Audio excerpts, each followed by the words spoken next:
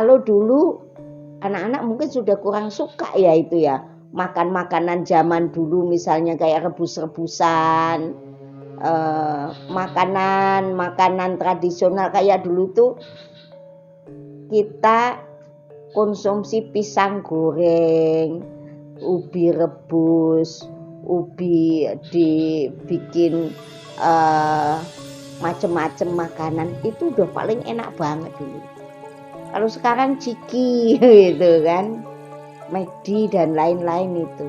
Ibu kok kalau itu kok suka di kamar gini? Kan kalau kita gitu ngeracik herbal juga. Tapi kalau untuk ini tetap kita menggunakan sang nafas, tetap larinya ke dalam.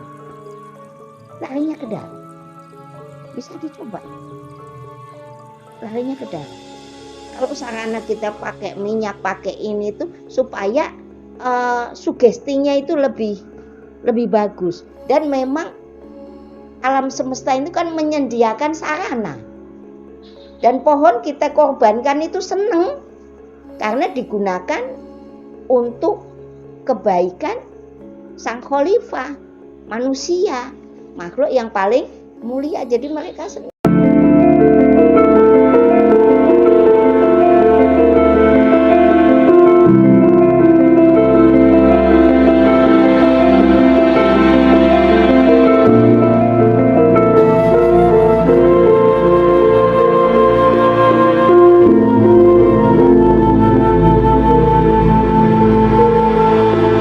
Sekarang itu kadang-kadang usianya masih 45, 50 itu udah banyak yang tanggal, banyak yang lepas.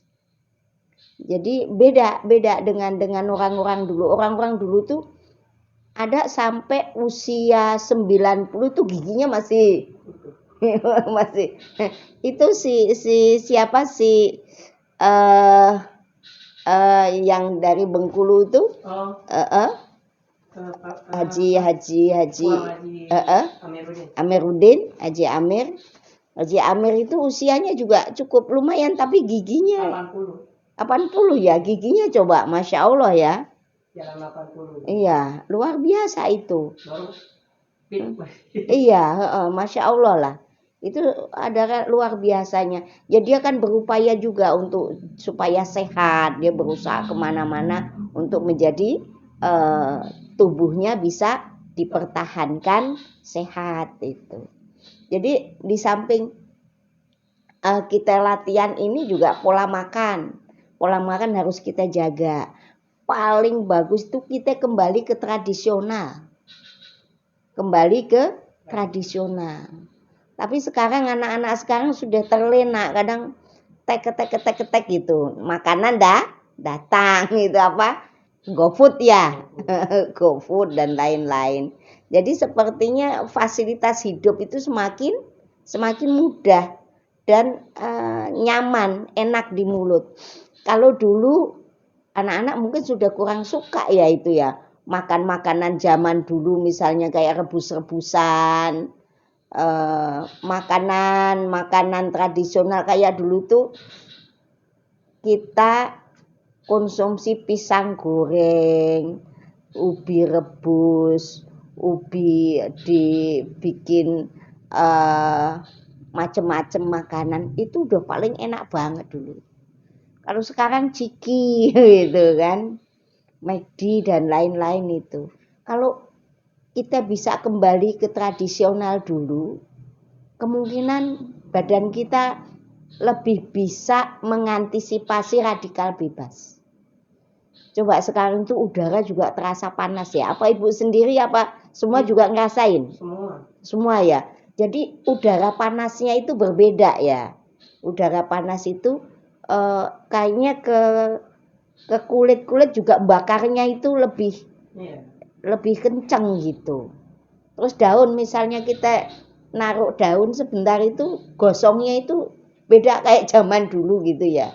Sampai ini jadi cepet keritingnya si daun itu cepet. Nah inilah makanya kalau kita kembali kepada alam, tubuh kita mungkin bisa kita jaga lebih awet. Terus pola pikir pola pikir kalau bisa jangan terlalu memaksakan. Udah kayak seperti air mengalir. Misalnya nih, berpikir memaksakan. Saya target harus tercapai sekian gitu. Jangan pakai target. Kalau kita sudah memakai target, itu akhirnya waktu seolah-olah sangat cepat. Sangat cepat. Karena kita ngejar target ini, jalanin aja. Waktunya selesai juga selesai. Sebenarnya siapa sih yang punya utang? Kalau kita selaku pengamat, penyaksi, nggak akan ragu, pasti kebayang. Karena kita hakikatnya hanya pengamat, semuanya itu Allah yang punya kuasa. Jadi kita jangan pakai target. Kalau pakai target pasti kita akan menderita. Kalau misalnya kita nggak usah amalan aja, wah sekian, jangan pakai sekian. Kalau menurut saya ya, dulu saya juga gitu. Adanya apa? Panas. Ya kita jalanin aja. Setiap hembusan nafas kita selalu nyambung kepada Allah Subhanahu wa Ta'ala. Mau Allah kayak mau, kalau misalnya sudah hafal sahadat jiwa lah. Kalau misalnya kita juga sadar nafas kita aja juga udah bagus gitu. Kita dengan sadar nafas kita itu sama juga kita selalu nyambung sama Allah. Itu terjadi kesaktian yang luar biasa karena kita mudah menangkap firasat dari Allah. Ilham, firasat, intuisi. Kita akan dibimbing oleh sang guru sejati. Guru sejati yang mana? Yaitu hati nurani kita sendiri. Jadi jangan pernah nyari keluar. Kalau kita butuh macam-macam nih kebutuhan kita, urusan kita. Misalnya kita sudah kenceng nih. Oh saya jalanku adalah kalau orang Jawa topong rame. Jalanku itu menjadi pencerah, menjadi pengobat, menjadi solusi bagi kesulitan banyak orang. Mantep begitu, disugesti aja otak kita.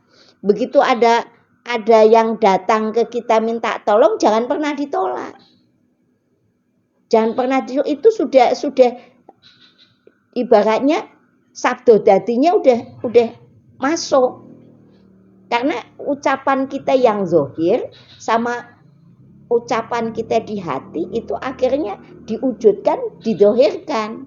Aku udah jadi, ya udah lo terapin. Larinya gimana caranya? Seperti biasa aja, tarik nafas dulu. Sudah mau sekali, mau 2 kali, mau 3 kali nggak ada masalah, nggak ada hitungannya gitu. Yang penting lidah tetap ditaruh di langit-langit di belakang gigi kita. Itu namanya sumpah lidah atau tongkat langit. Jadi kita tetap, kalau lidah udah tempel berarti kita sudah bukan diri kita tapi sudah engson. Sudah engson, nanti yang sinyalnya apapun ya udah lakukan spontanitas saja. Oh ini gitu. Oh mau begini, udah itu nanti jalanin aja. Pokoknya sejalan-jalan ngikutin kerenteknya hati itu. Apakah nanti saksikan aja, nggak usah pakai nanti, saksikan aja. Yang ibu lakukan juga seperti itu. Gitu. Bu, kalau kan saya suruh ngulang lagi kok nggak bisa, ya nanti spontannya begitu itu nanti dibutuhkan ya akan muncul lagi. Gitu. Ya luar biasa. Kita nyambung sama Allah itu ya kita sakti itu sakralnya hati. Jadi hati kita itu benar-benar mewakili kekuatan energi yang disebut cakra, kayak sedulur, kayak apa, kayak itu semuanya sudah otomatis akan melayani kita. Apa yang kita lakukan, apa yang udah itu sabdo dadi aja. Sabdo dadi. Itulah yang di hipnoterapi itu, cuman kita nggak tahu, udah kita lakukan setiap ada orang yang minta bantuan kepada kita gitu. Bu, nanti orang itu nipu apa-apa, udah nggak usah pikirin mau nipu mau nggak ada masalah. Oh, dia mau nyoba-nyoba ilmu kita, coba sampainya di mana, nggak ada masalah. Yang penting kita sudah lakukan, laksanakan sesuai dengan spontanitas yang ada di dalam diri kita. Kalau kita sudah tongkat langit itu, sumpah lidah itu sudah bukan kita lagi. Ucapnya bisa kita ngedalin itu atau tiupan ke air atau apa, itu sudah engsun. Hanya memakai panca indera kita doang. Itu rumusnya. Itu juga yang Ibu pakai. Kalau mantranya itu apa aja. Kalau ruqyah yang sudah tiap malam Jumat, itu semuanya mantra-mantra ruqyah. Mantra itu doa. Tapi kalau Jawa yang biasa Ibu pakai ya pakai sahadat jiwa itu. Kan sahadat jiwa itu pertanyaan dari A sampai Z dan tidak ada yang menunjukkan kelemahan itu. Semuanya luar biasa. Datang kesamaran, kewaskitaan juga ada di situ. Waskita, wicaksono, jadi kebijaksanaan. Itu sudah simbol pencerahan. Sudah simbol pencerahan. Jadi itu sudah engsunnya. Jadi sudah menyatu dalam diri kita. Kita hanya selaku penyaksi. Jadi kita berhak amurbo amiseso. Gitu. Jadi kita bisa berbuat itu sesuai dengan kehendak engsun tadi. Yang memakai casing kita, memakai panca indera kita. Itu. Nah ini emang Ibu lakukan juga seperti itu. Dan sampai hari ini, ya Allah sangat kuasa lah untuk menjadikan casing kita itu kepercayaannya sebagai kepanjangan kehendaknya. Itu sangat kuasa. Coba deh bait-bait sahadat jiwa, terapkan itu. Gak usah khawatir. Cuman tetap jangan berlebihan. Jangan berlebihan tuh pakai hitungan sekian. Nggak, udah spontanitas saja. Bukan teguh mau pakai ini, bukan teguh mau begini. Udah jalanin aja. Saya punya, kalau Pak Entang itu camp berapa ya? Camp pertama ya? Camp pertama ya? Kedua ya? Camp pertama kan apa tim 9. Oh iya. Jadi kayak Pak Entang ini kita iya. Itu dalam kehidupannya itu sangat luar biasa kondisinya. Dari dalam dirinya itu kalau bangun tidur itu seperti dicakar-cakar binatang itu. Belum kehidupannya benar-benar diuji secara, pokoknya luar biasa deh diuji kesabarannya Mas Aku. Udah utang banyak, kondisinya ekonominya sulit, terus kondisi ujian yang lain-lainnya juga berat. Dan sekarang alhamdulillah. Jadi beliau kalau mau kemana-mana pasti, Ibu saya kalau belum ketemu Ibu itu pokoknya belum ini sepertinya. Ya udah bismillah. Alhamdulillah sekarang hutang-hutang saya sudah berproses terbayar dan lain-lain gitu. Anak-anaknya juga alhamdulillah. Yang tadinya udah ada yang muntah darah, ada yang masya Allah lah ujiannya itu seperti itu. Akhirnya ya itu. Dan luar biasa. Tidak mempengaruhi keyakinannya kepada Allah Subhanahu wa Ta'ala, dan lebih percaya bahwa dijadikan jalan kebahagiaan orang banyak. Nah, bagi yang dikehendaki kita selaku pengobat, penyembuh, atau mungkin syariat dan lain-lain, jangan pernah ragu. Terus gimana Bu kalau orang ngasih amplop, terima. Jangan ditolak. Kalau ditolak kita sombong. Kalau misalnya mau dikasihkan lagi, kita terima, ini sudah kita terima, kita berikan lagi dengan alasan apa yang tidak menyakiti yang ngasih gitu. Jadi semua pelaku spiritual rata-rata itu sabda dadi, rata-rata bisa ngobatin orang, jangan ditolak. Kalau kita ragu-ragu berarti masih kebawa oleh aku-akunya sendiri gitu, akunya lemah itu, bukan akunya ingsun gitu. Jadi kalau ada yang datang, yang hadir, jangan pernah ditolak. Apapun kasusnya. Walaupun kita nggak bisa nangani, setidak-tidaknya berikan doa. Nanti yang bekerja kan bukan kita lagi. Allah itu sendiri nanti. Dan intinya jangan ada kesombongan. Kalau udah adanya kesombongan, jangan. Kalau ada yang muji kita, ucapkan alhamdulillah. Jadi segala puji hanya milik Allah. Ya kalau orang Jawa matur nuwun gitu kan. Matur nuwun gitu. Karena segala pujian itu hanya miliknya Allah, bukan miliknya kita. Jadi kalau dipuji, nggak usah marah. Gitu. Kalau ada yang kira-kira mengandung doa, aminkan atau wujud gitu, supaya jadi kenyataan. Kita nggak usah jadi apa ya? Jadi nggak nyaman di hati. Siapa tahu dari mulut mereka itu benar-benar diijabah oleh Allah, kan nggak tahu. Tinggal diaminkan aja kalau itu mengandung doa. Kalau disanjung ya alhamdulillah, dia kembalikan lagi kepada Allah. Selaku kita manusia ya terima kasih itu. Jadi pelaku spiritual hampir 90% bisa ngobatin. Caranya seperti itu. Itu cara ibu juga.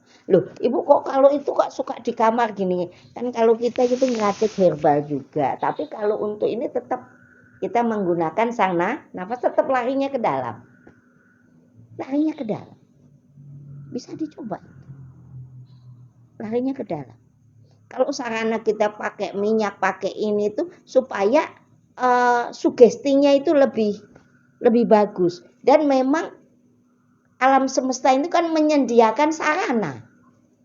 Dan pohon kita korbankan itu seneng karena digunakan untuk kebaikan sang khalifah, manusia, makhluk yang paling mulia. Jadi mereka senang. Kita gunakan untuk menjadi media atau jalan. Jadi usahakan. Usahakan.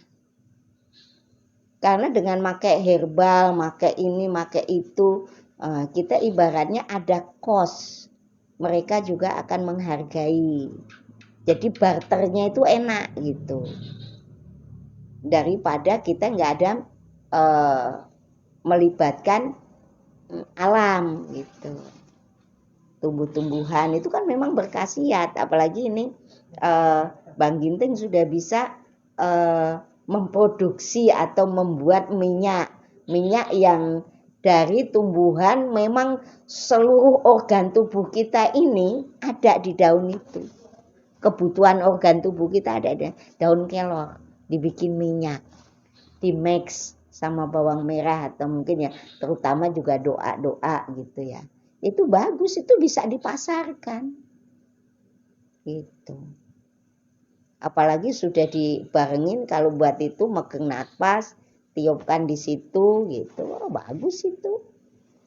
Gitu. Ya kan manusia hidup itu kan juga ditiupkan gitu. Sebenarnya itu kan ilmu itu. Warna faktu kan ditiupkan.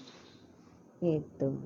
Jadi terciptanya makhluk hidup ini kan karena ada tiupan.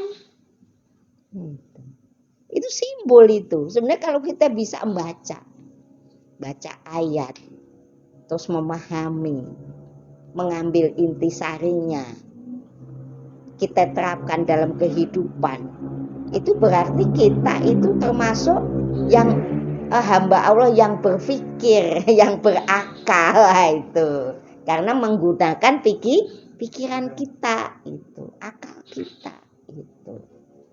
Insya Allah lah, insya Allah. Jadi nggak ada pelaku spiritual yang nggak bisa ngobatin, nggak bisa ngobatin karena nggak ada keberanian.